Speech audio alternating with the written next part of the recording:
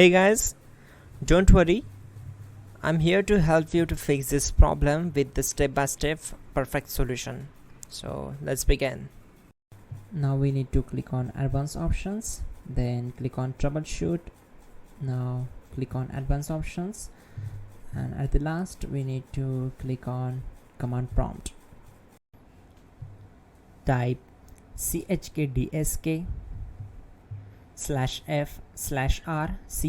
and hit enter to execute the command. Now wait for some time to complete the process. Once done, move to the next step. Now we need to type this command c:" and simply press enter. Type cd space c:/ and hit enter to execute the command. Type in cd space Windows and press enter. Now type cd space system32 and we need to execute this command. For that, simply hit enter. Now type cd space config and hit enter. Now execute this command. Type md space backup and simply hit enter.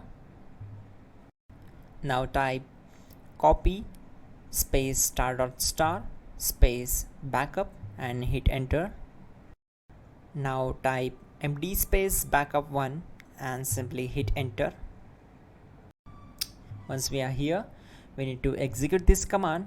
Type copy space *** space backup1 and then press enter from your keyboard to execute this command. Now type cd regback and hit enter. Now type dir and then simply hit enter to execute the command. Now type copy space *** space .. and hit enter. Then type all and hit enter to execute the command. Type in bootrec space /fixmbr and hit enter to execute the command. Type bootrec space /fixboot and hit enter. Now type in cd space c:/ and simply hit enter to execute the command. Now execute this command.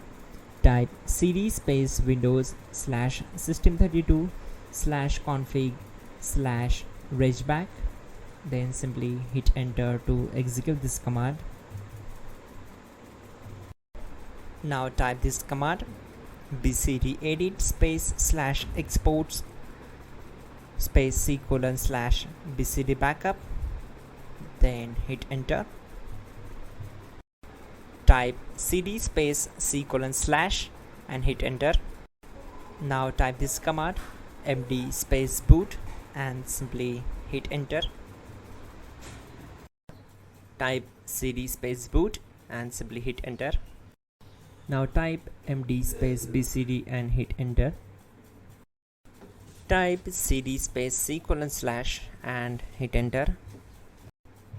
Type attrib c:/ /boot /bcd -h-r-s and hit enter.